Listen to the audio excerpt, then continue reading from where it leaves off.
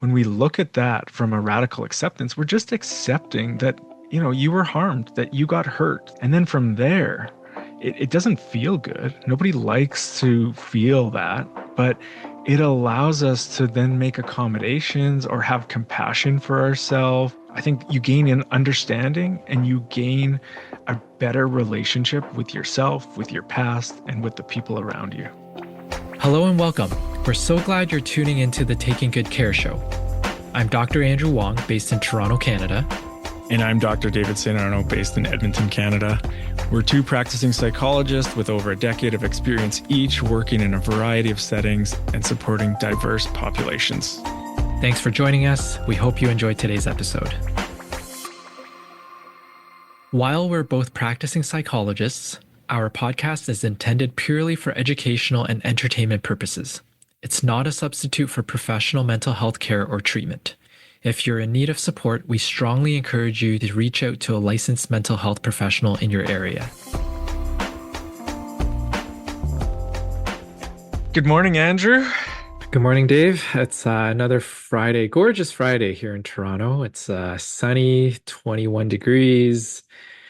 Not a cloud in the sky. I don't know if Edmonton is snowing and cold. No, we finally hit some summer weather. It's balmy here, so we're gonna have to take out the sunscreen and all the summer stuff. It's officially arrived. Nice. And the kids can get outside, we can get outside, and it's good. It's good for our mental health. It's good for our mental health. Yeah. Yeah, I was, off air, we were kind of chatting. Typically, this is a downturn in my office. Like things kind of slow down, and I think naturally because it is good for the mental health to get outside, and people start finding other things to do with their time, and maybe not needing the same support that they needed throughout the winter months. But Yep. this year hasn't been like that, so I don't know what's going on in the world. I think there's a lot going on in the world, and yeah, I just haven't seen that typical kind of downturn. So not sure if that's like that out in Ontario. Yeah, I think private practice for us, it's like there's a little bit of a pattern, but you just never know.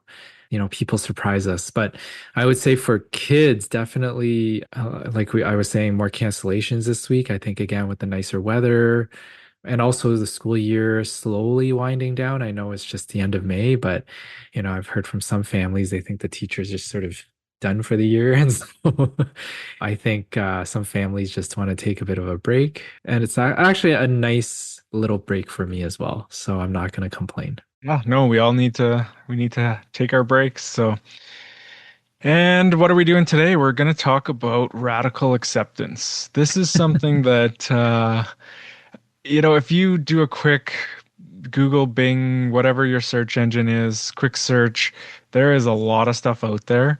But the name itself, we were kind of talking about this beforehand, this idea of radical acceptance, like it's kind of provocative, and where did that actually come from? So we're going to talk a little bit about possibly the origins of this, and then what it means, and how it overlaps with some of the other episodes that we've already done. It kind of complements some of the other episodes, and I just think it's a term that once you have it in your vocabulary, it it sticks with you, and it allows you to kind of live life maybe a bit differently, and a little more positively. At least that's been my experience, and my experience sharing this with clients. So And I know for my own practice, when I work with adults and some older teenagers too, the term, even not even radical acceptance, just the idea of acceptance comes up. And there's often a lot of misperception around what acceptance means. Do I just give up then and just sort of walk through life not caring? It's like that's absolutely not what it means, right? So I think we'll talk about, like you said, the definition and then perhaps how to put it into practice and what this means. And hopefully we can also share just a little bit of research that's been put towards acceptance, because again, I think when we just hear about it, it can seem a little wishy-washy. It's just a word like acceptance. It's like, oh, well, that sounds easy, or easier said than done. But there's some good research out there that really shows that acceptance can be very, very powerful when it comes to change. oh, for sure. And with the, like, I think we've mentioned this before, but like the serenity prayer of trying to figure out, what to accept and what to change, that is, I that is at the core, I think, of a lot of our struggles as human beings. And but radical acceptance isn't just kind of giving up, like you said. It's not changing anything, right? Hmm. But sometimes accepting something allows us to then change it. Like it opens up a possibility that maybe wasn't there before when we were actually with radical acceptance, sometimes thinking about it like what is it not? It's not resistance, it's not denial, it's not, ignoring something. So those are all like things that happen naturally when we're overwhelmed, when we're caught off guard by a negative life event, right? Hmm. And so I Hmm. think, I actually seen this in my office this week, people coming in crisis, people that I've worked with for a while, and there's a breakup or there's a death or there's a loss of employment, Hmm. and there's a real difficulty kind of accepting what's happened, accepting the feelings that go along with what happened, Yes. right? Yeah, I think you hit the nail on the head with accepting the emotions and the feelings, and also not necessarily judging yourself that, oh, I did such a bad job, or I could have or should have done this better, and getting really down on yourself. But we'll get into more of that too, because it's the foundation of radical acceptance. And I was gonna say, Dave, I don't know if you want to lead the charge talking about where this term comes from.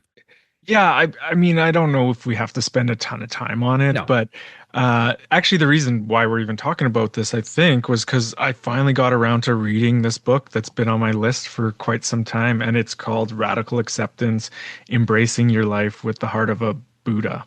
So Mhm. Tara Brach, and it's been, and I thought that I'd be reading this book, finding the origin of this like term, because that's been kind of my understanding. But this book was written in 2003. And from our little bit of research before this goes way back to like the 80s and 90s with Marsha Lenehan's DBT approach to therapy, which hopefully we'll do a full episode on coming up here sometime soon. But it is one of the main pillars of that therapy. There, flip to any DBT book and you'll find a chapter on radical acceptance. And really kind of, I think, especially with intense emotions and the people that Marsha Linehan was working with who struggled with intense emotions and often looked for ways to escape those emotions, like even using self-harm or other kind of behaviors like addictions and just ways of trying to escape those emotions. So radical acceptance really was kind of a big shift in terms of helping people stay with those feelings and stay with the reality of what is actually happening in their life. So fully acknowledging the reality that currently exists in this moment, right? Yeah. Which sounds a Yeah. lot like mindfulness and Yes. I think about it like it is like a sibling to mindfulness and self-compassion, right? And if you add radical acceptance in there, you got a pretty good trifecta. Yeah, and we've had episodes about those other components that you just talked about. But when we think about those intense emotions and the clients that Marsha Linehan probably worked with, a lot of it was around using dialectical behavioral therapy. And we know the effectiveness of that with borderline personality disorder, which is that really reactive, explosive emotions, right? And, I remember going through my training, working with clients with DBT or using DBT, and it's really taking those emotions and rather than reacting right away, right? The explosiveness, or, a lot of the time it's having that struggle of the push and the pull with relationships, right? Like misperceiving perhaps what someone's intentions are, and then the emotions get really heightened and you may explode or run away, and really extreme reactions to those emotions and to the person, who you're interacting with. It's the idea of being able to, stay in that moment without judging yourself, without judging the situation, And accepting, like you were saying, accepting the emotions as they are, that we don't have to react on the spot. Yeah, and almost that, like, yeah, we don't have to react. We don't have to get rid of our feelings as soon as they show up. We don't have to change the situation, right? So it is a big shift because I mean, I think a lot of people, at least in the Western world, you grow up like with goals, and when you go to therapy, you have therapeutic goals, and you're trying to change something. And I've said this before, but therapists have been referred to as like change agents, right? And Yep. so we're striving to change and improve, but there's a downside to that, right? And there's a positive side to accepting things. And kind of the AA slogan that I've heard is like living life on life's terms, right? Like, what does that actually mean? You know? Living life on life's terms. I haven't heard that one actually. Yeah. It's gonna make me think about that for a little bit. Well, they have other ones in there too. They like you can't change people, places, or things, kind of like this idea of not trying to overly control other people or things. And again, this comes back to like what do we accept and what do we try to change? Yes. And so actually one of the phrases that is quoted a lot with radical acceptance is this like pain is unavoidable, but Uh-huh. suffering often happens when we're like resisting reality or fighting reality. I kind of see that. I think some suffering is unavoidable. I think to live is to suffer to some degree, but our suffering can be intensified or more than what it needs to be when we are trying to fight reality, right? Especially when it comes to chronic illness, breakups, death, like these kind of unavoidable like parts of life. Yeah. Well, I think that's why acceptance goes back further than, Linehan's work with uh, patients or clients with borderline personality disorder. I think it goes way back to, Eastern philosophy of Buddhism, right? This idea of acceptance and suffering. Life is suffering is a part of what they talk about in Buddhism, but it's how you view the suffering Hmm. that sort of changes your path and how you deal or manage with the suffering.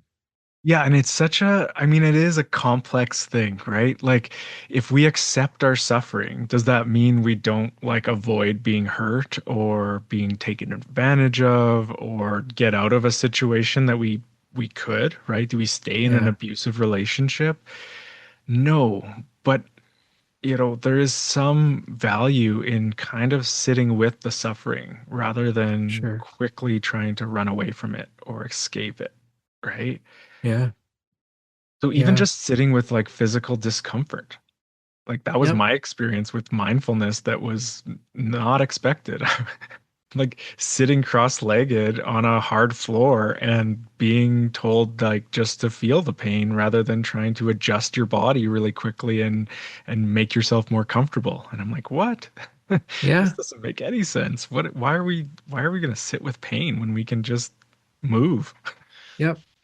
I think especially working with families and caregivers, so many times I hear parents who don't want to see their child crying or struggling, right? And so it's like, how do I take away the tears right now? Right? Take away the tears. But, as I often say, it's okay to have tears, right? It's part of our emotional makeup, right? And I think it's important to allow the child to know that tears are okay. It's okay to be sad from time to time. It's okay to be angry from time to time. Otherwise, we're always going to run away from those emotions. Hmm. And, life gets more complex as they grow up. And if the message that they hear all the time is, you shouldn't be sad or you can't cry or you shouldn't be angry, then they see these emotions as such a negative thing, as such negative feelings. And they're really not. They're informing us of something. Yeah. And I think teasing apart that like the feelings in and of themselves are not right or wrong and often are a natural reaction to bad news or negative life events and Hmm. or positive events, right? But what gets kind of tangled in there is the behaviors that come with those negative feelings, right? So someone might, lash out at someone else. They might be screaming. They might hurt themselves. They might, do things that they really regret later. And so they associate those actions, those behaviors with those feelings. And there's a lot of shame.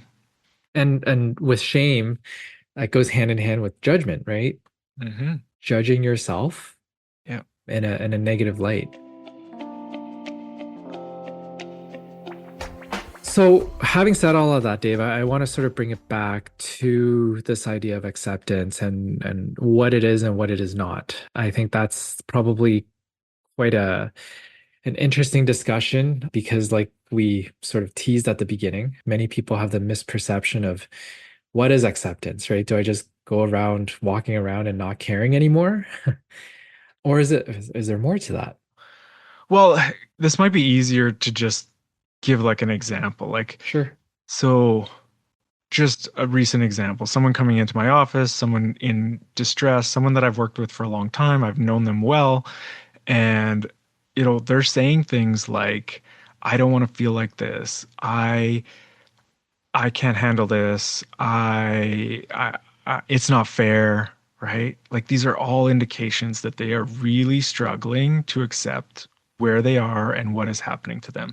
So the easiest thing for me in terms of radical acceptance is to like just allow those feelings to be there, those thoughts to be there, those physical sensations to be there without overly, judging or criticizing or shaming.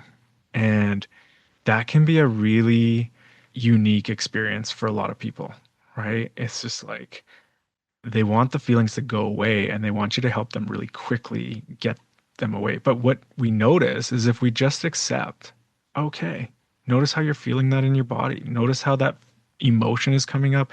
Notice how those thoughts come up. It changes, right? And it ebbs and flows. And now we're on this kind of like river of experience that we can tolerate and we Yeah. don't have to act on, right? Yeah. And we're doing this in relationship, right?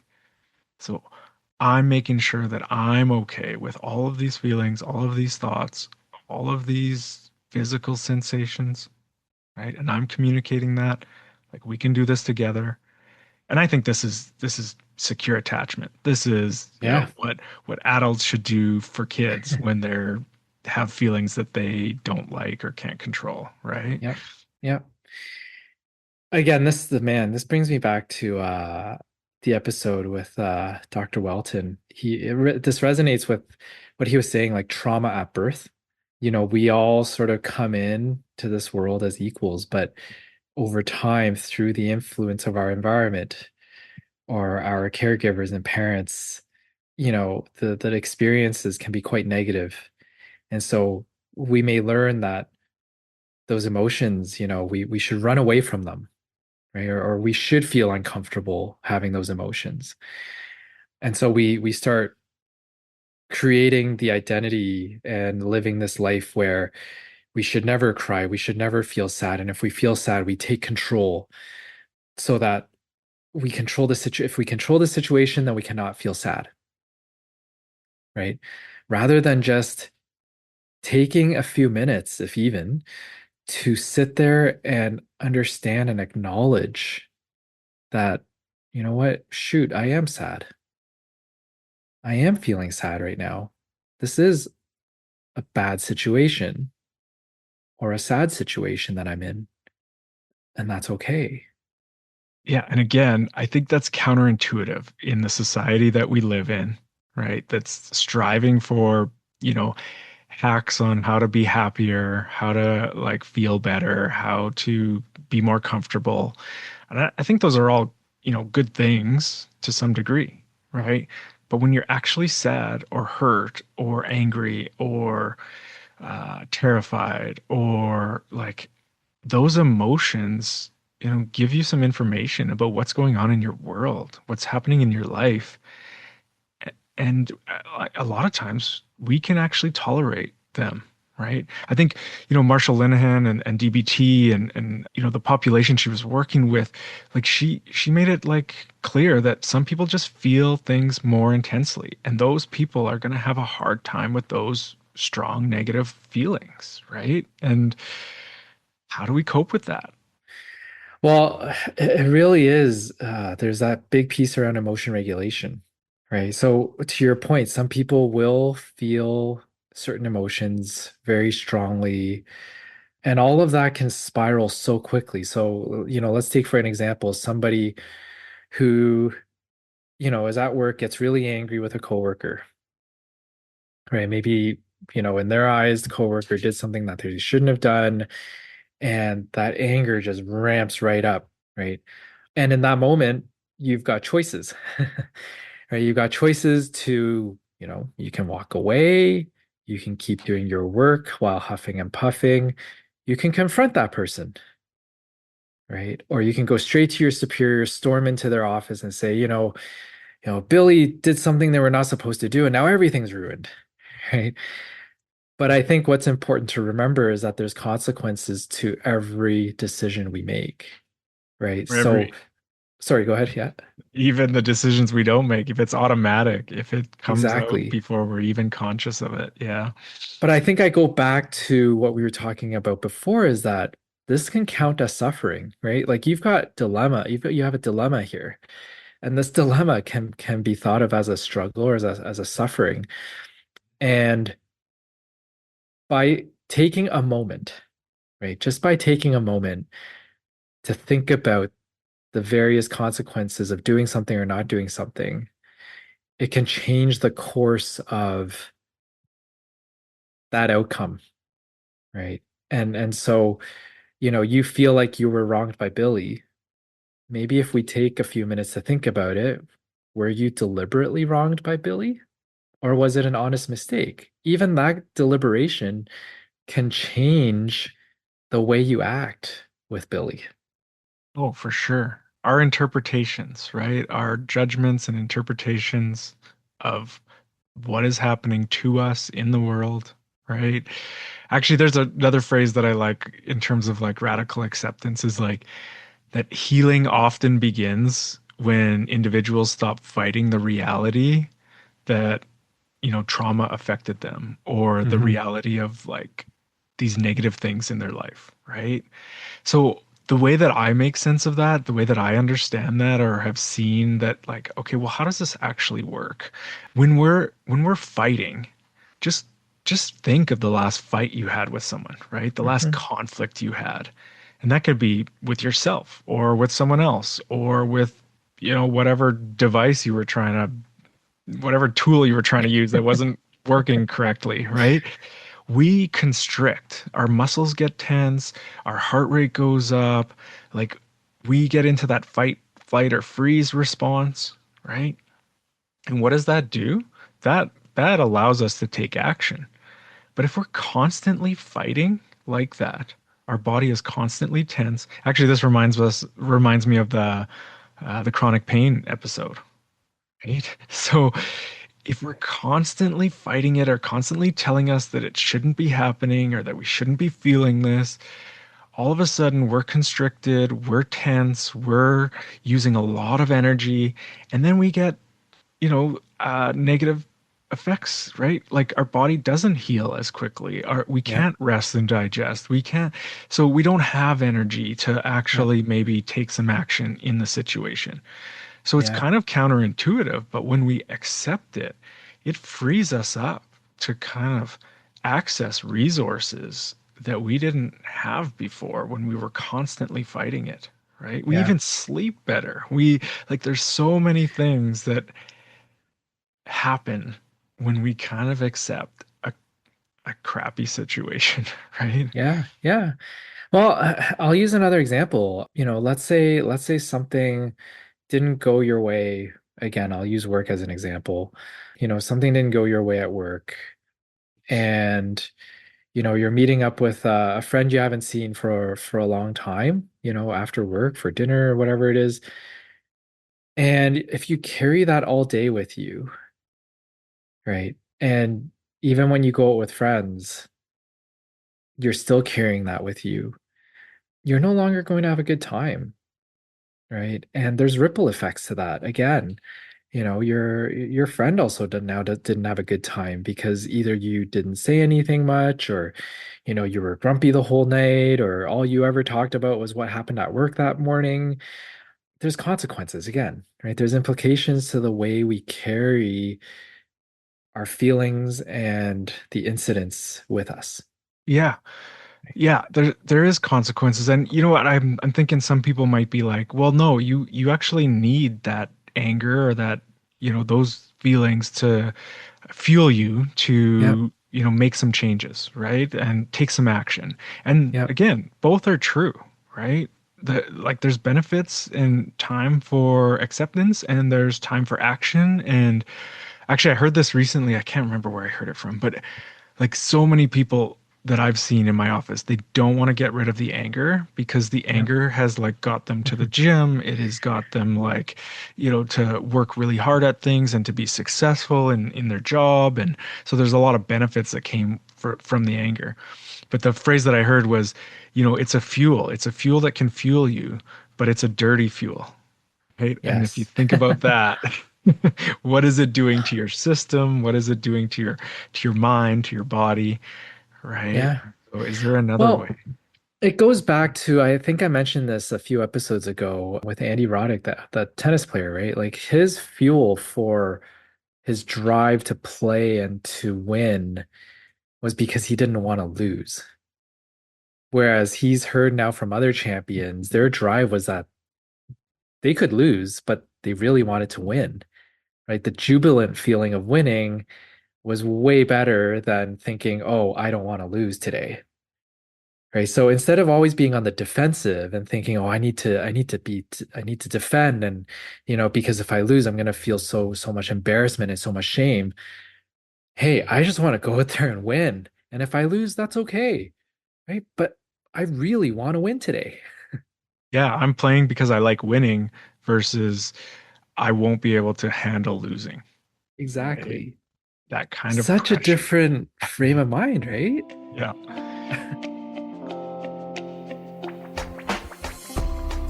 So you know what? As we're talking here, I think it's a good idea to just list off some of the areas that are commonly difficult for acceptance, commonly difficult for radical acceptance.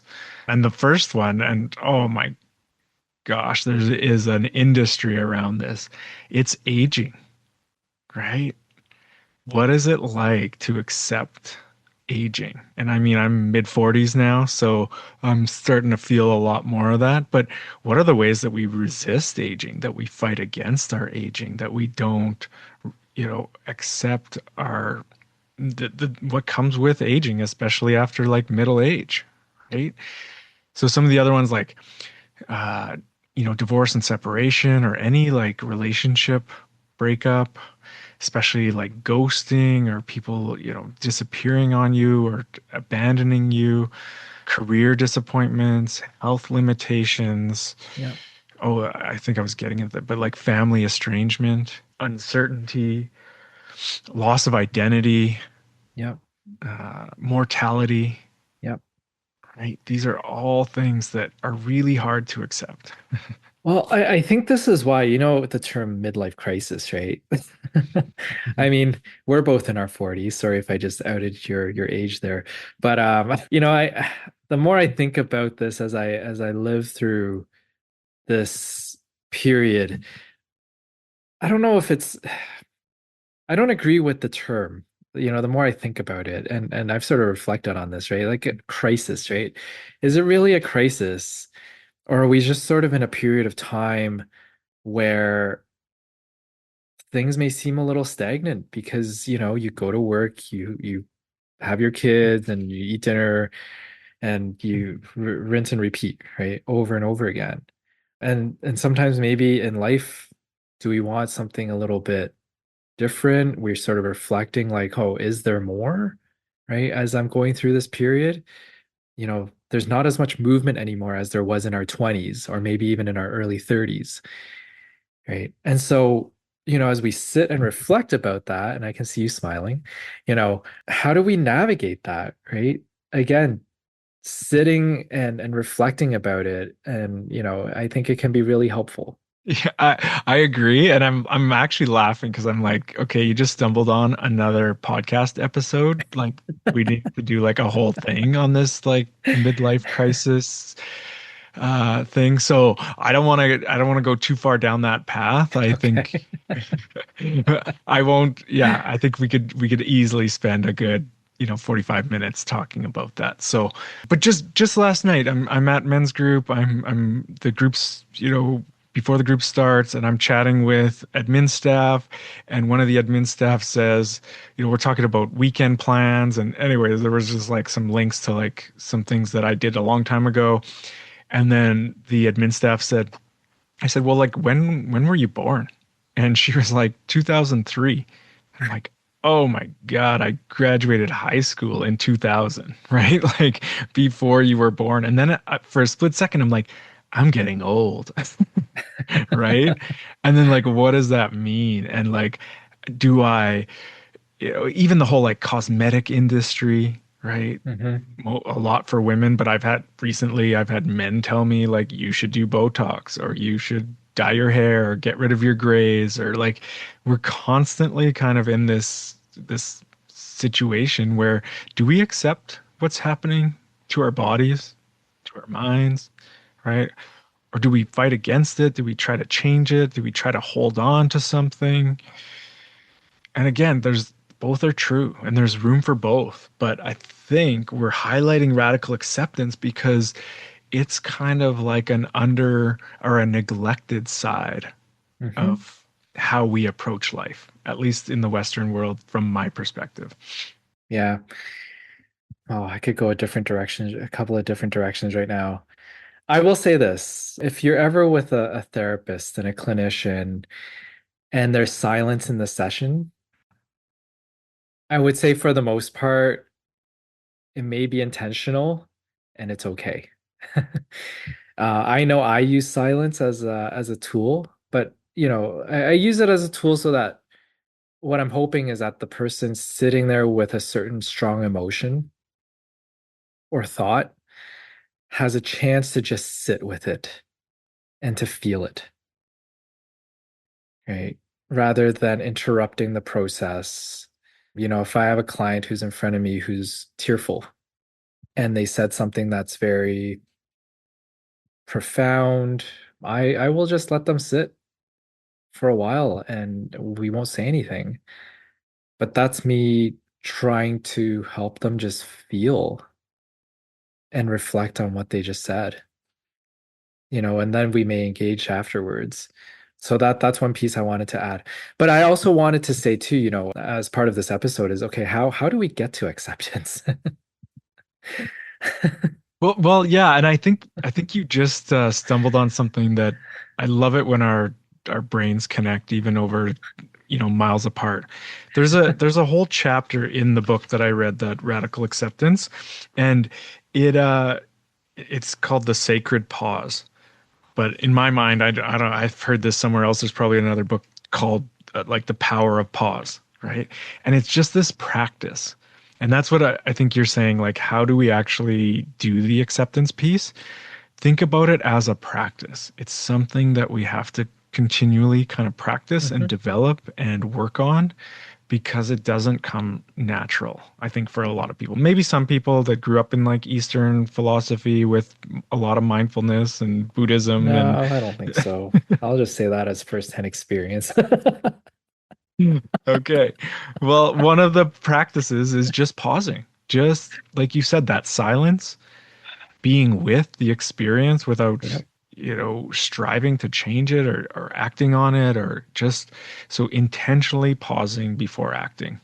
yep, Notice what thoughts you have, notice what feelings you have, and then a lot of the breath work, a lot of yep, just you always can like notice your breathing. yeah. And it really takes practice. And I really do believe the younger you start, the better, because I do truly think that your experiences shape how you manage and cope with those emotions and those difficult times. Like when I work with families, I don't know how many times I have advised or recommended that, you know what, everybody just walk away from each other for 2 minutes, 5 minutes. You know, a child did something wrong and they know they did something wrong, right? We don't have to pour salt on the wound all the time and just react as parents and just say, I was about to curse, but it was like, what are you doing, right? Like, why did you do that? And you rapid fire 10 questions in a row, and the nervous system gets overwhelmed, right? The child already knows that they screwed up. And so now, like, we're like, what's the purpose of putting in like 10 rhetorical questions, right? I think it's better time suited if you have those 5 minutes, just let the child go ruminate about this for 5 minutes, right? Let them be uncomfortable. Let them know that, yeah, you are disappointed, but you don't have to lay it on that thick. Well, yeah, I mean, as a parent or an adult, you're coaching them how to deal Yep. with those feelings. And what I see in my office when this shows up, people are saying, "Why am I feeling like this?" Right? They want an answer. They want to like, "I can't handle this. I can't deal with this. It's too much." Or yeah, I don't know. There's a whole bunch of other phrases like that. So just paying attention to those phrases that come up in your head, just watching that thought generating machine in your head that like Mhm. responds to those, especially feelings of being hurt, being sad, being scared, Yep. Yep. being rejected, being abandoned. And I would say, I don't know what your opinion about this, Dave. It's not easy to do it alone, to coach oneself to have acceptance or to practice acceptance. I think, yes, reading books is really helpful, but to put it into practice is very challenging. It is. And yeah, I mean, I think that's where like secure attachment or attachment really comes into place and even emotion focused therapy, right? It's this idea that, yeah, we can learn these things, but if we didn't learn them growing up as kids, as adults, it is really hard to kind of do this on your own. And having an experience with someone, it doesn't have to be a psychologist or a therapist, but having someone sit with you and be okay with your feelings and help you kind of name the things that are going on for you without the judgment, that is like, once that happens a couple of times, you have that experience and then you can apply that experience to yourself. So ideally, we are passing this down generations, right? We're helping younger generations. And I see this in the men's group, right? There's like 80-year-old participants that are like, I wish I would have, had a group like this when I was 15 or 12 or 20. And then there's younger people going like, yeah, I'm starting to learn this thing. I'm starting to learn. They don't have the word radical acceptance, but a lot of times it is this like that I can't control everything, right? And that my negative feelings don't mean that I'm bad or something is necessarily totally wrong or that I can't handle it. Yep. You're right. It's the young adults who I work with sometimes who probably more readily come to the idea of acceptance without, like you said, naming it. But they will tell me like, you know what, I've decided to let go of that particular situation because I know I can't control it. And as a clinician, you're like, yes. Right. Yeah, And how you does that feel? you kind of celebrate it, right? Like, so here's the other one, and I want to say this before we end because it's been bumping around in my head through this whole thing, but I keep forgetting to this. It's not fair, right? So many people, as the whatever is Yes. happening, it's not fair. It's not fair. And you're right, it isn't fair. And life is not fair, right? Once we accept that, then all of a sudden we can start to look at, okay, well, now what do we do about it? Right? But Yeah. resisting that it's actually happening and saying this shouldn't have happened, it's not Yes. fair. The should statements, right? The should statements. And, in preparation for this particular episode, we were doing some readings and some research articles, and there's actually quite a bit of research out there about acceptance or radical acceptance and how, it does help us reframe situations potentially in a more positive light. And if not positive, it's just neutral, right? It's almost just like neutralizes the reaction as much as possible. So again, we can sit with it and we can make proper or more appropriate decisions moving forward. Instead of cutting off an entire relationship, right? Maybe we learn how to manage that relationship, right? Can I trust that person like I thought I could? And if now I learn that I cannot trust that person, sure, I can make the decision to cut them off, yes. Or maybe the relationship is still worth keeping to a certain degree, but I also know that I'm not going to tell them everything about myself. I'm not going to use them as a confidant. Yeah, I think you're bringing up a super important point, and that is, for me, this is one of the benefits of radical acceptance or any kind of emotion regulation, settling of your nervous system, uh, secure attachment, like connecting with someone else that, like, you can literally see the options broaden. You have Mhm. more options in front of you to choose from, and you feel like you can actually mindfully, intentionally make different choices. And it isn't an automatic reaction, old pattern response that, and we know that. We know we don't want to act in that old way, but we Yep. often don't know how else to act, right? Yep. I Yep. feel like when we can accept reality and what is happening and actually sit with those ugly feelings, Hmm. then we can take like effective action in our life in a way that we might not have been able to by just fighting it as soon as it happens. Think about what you even just said, right? The nervous system. And it goes back to an earlier episode again of neuroplasticity, right? The brain can change, the brain learns. It's plastic and it can, we can rewire. Does it take a lot of effort? Absolutely. But if you can rewire and it's for the better, then I think it's worth it. Right. Oh man, yeah, this I don't even know how to go down this train, but the I will. I'll plug it a bit. The let them theory, the book, right? Like Yeah. a lot of that is in there, right? It's just like let people be themselves, right? So accept people as they are, and then let yourself be yourself, right? Like if I'm gonna distill that whole book into like a couple sentences, it's tapping into this acceptance. And I think people that struggle with being quote unquote like control freaks, people that really like to manage everything, right? And I know that comes from a good place of like wanting to feel safe and wanting the best for themselves and people around them. But that tension that comes with control, right? Radical acceptance can really be like this breath of fresh air that Yeah. is hard to do and takes a lot of practice, but can allow your nervous system to kind of live this life differently. And I know a lot of the time, radical acceptance is associated with DBT, but when you said that, it also reminded me of the our CBT episode when you said, what's the worst that will happen, right? So, you know, if your child is upset right now and you're allowing him or her to be upset, what's the worst that can happen? Yeah. Yeah, and actually, another place that this comes up a lot is when I'm working with adults and we're reviewing their childhood, and there was a lot of experiences that had negative impacts in their Yep. life, right?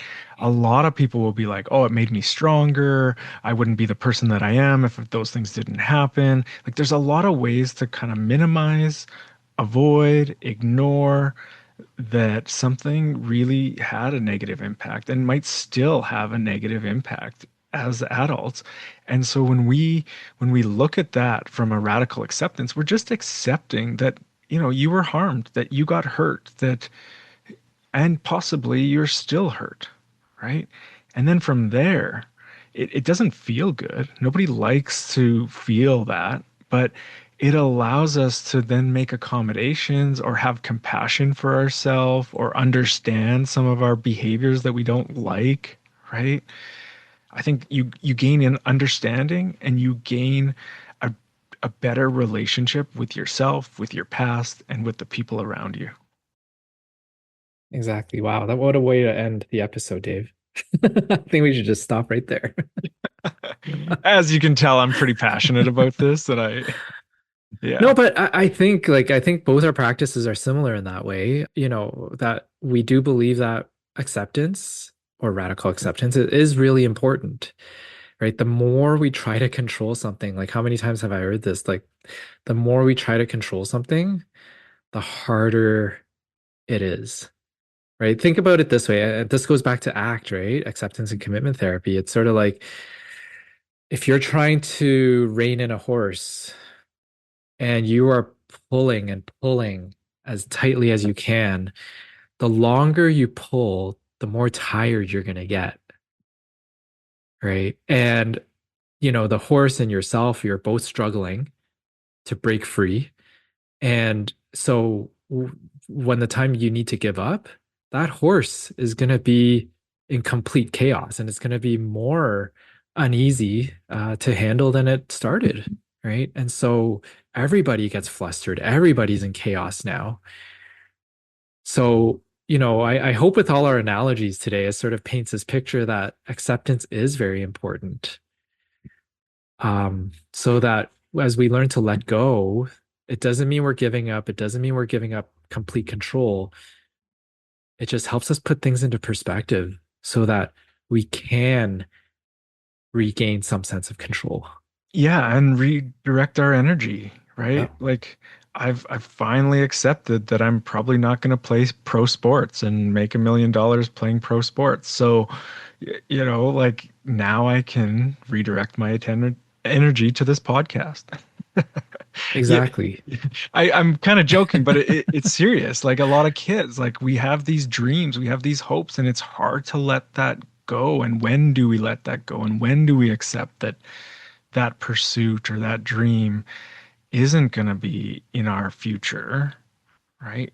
Again, it's far easier said than done, but practicing a bit of acceptance on a daily basis, just how your body feels, the thoughts you're having, the emotions you're having, can really kind of, again, counterbalance all of the striving that we do and all of the pursuing that we do. Exactly. Yeah. So, the highlight for me actually in talking about this topic today is actually revisiting all the different other topics that are associated with acceptance and radical acceptance. It's actually quite illuminating to go back and say, oh, it was in that episode, in this episode. And I think that just shows how pervasive this concept is throughout mental health. Absolutely. Yeah, I don't think there's been an episode that we've referred more to previous episodes, right? Yeah. So, Yeah. but it, All it right. it is. I mean, it's universal and it cuts across many different challenges, many different kind of aspects of mental health. So, yeah, Yeah. this was fun. It was Hopefully fun. the It was fun. hopefully the listeners, got something out of this and enjoyed it, or it got you kind of directed in a path that might not feel good, but is fruitful or is helpful to you in your life. So Absolutely. yeah, I was gonna say on that note, take care of yourself, take care of the people around you. Hopefully this yeah, you found this useful, and if you think other people might find it useful, share it with them, let them know, subscribe, hit like, leave us comments. It'd be really cool to kind of hear a couple comments from people in terms of what they've learned to accept in their life and how that has benefited them. Or there's the struggle of the radical acceptance and the practice of it and how it, is not easy but useful. So Yes, absolutely. All right. On that note, everyone take care. And until next time, enjoy this weather if you're in North America. take care, Andrew. Bye now.